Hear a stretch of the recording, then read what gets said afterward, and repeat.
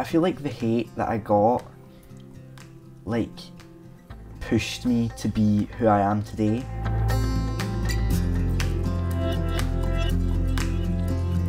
Hi, I'm Tianah Tucker. I'm a 16-year-old drag queen from Glasgow. Hi, I'm Paul and I am Tianah's drag dad. Drag dad really is just a phrase that I've coined because I was this dad of an underage drag queen. My role has been to support and direct largely. In terms of the shows, I mean, you have to be accompanied because at the time you were 15, so I got all of the shows with you. I sit in your room and video your practices and then help you critique yourself. There to comfort you when your eyelashes don't stick or your wig gets tangled. Halfway through primary school, I really realised who I was. I played the ugly sister in Cinderella, and yeah, we went out shoe shopping. We bought a dress, bought a big blue wig that was horrific. That looked really good.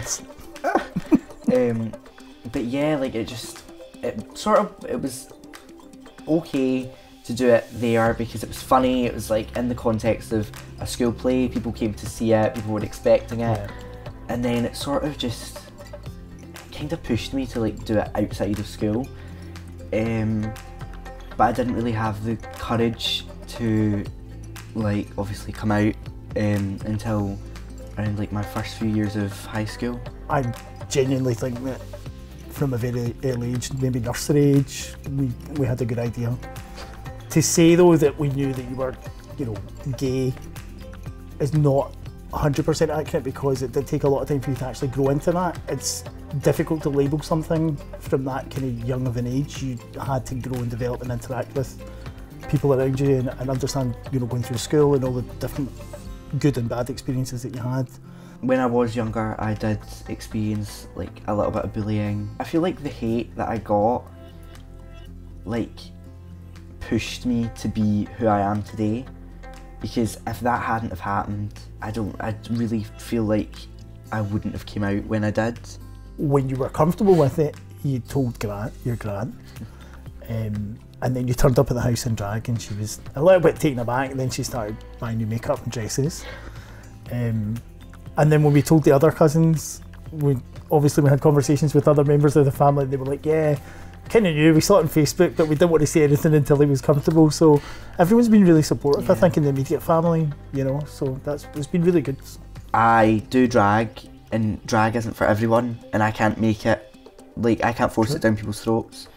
And if it's not your gig, then it's not your gig. Like, I respect that. Yeah.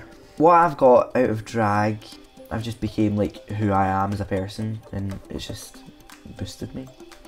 What I've got out of this whole drag experience has been a way to connect with Tianah on a level that we didn't have for a long time because you were quite introvert with all the stuff that was going on at school and everything else.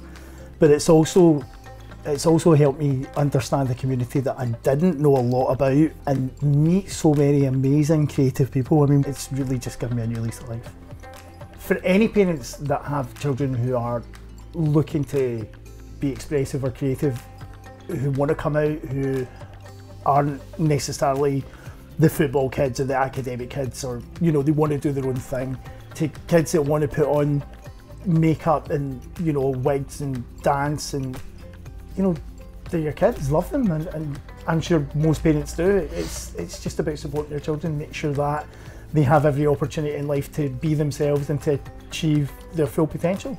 To anyone who is wanting to pursue drag, or just performing or being different, all I say is just go for it. Like, ignore the people that don't like it or don't like you, because they're not going to matter when you're on stage performing and winning at life.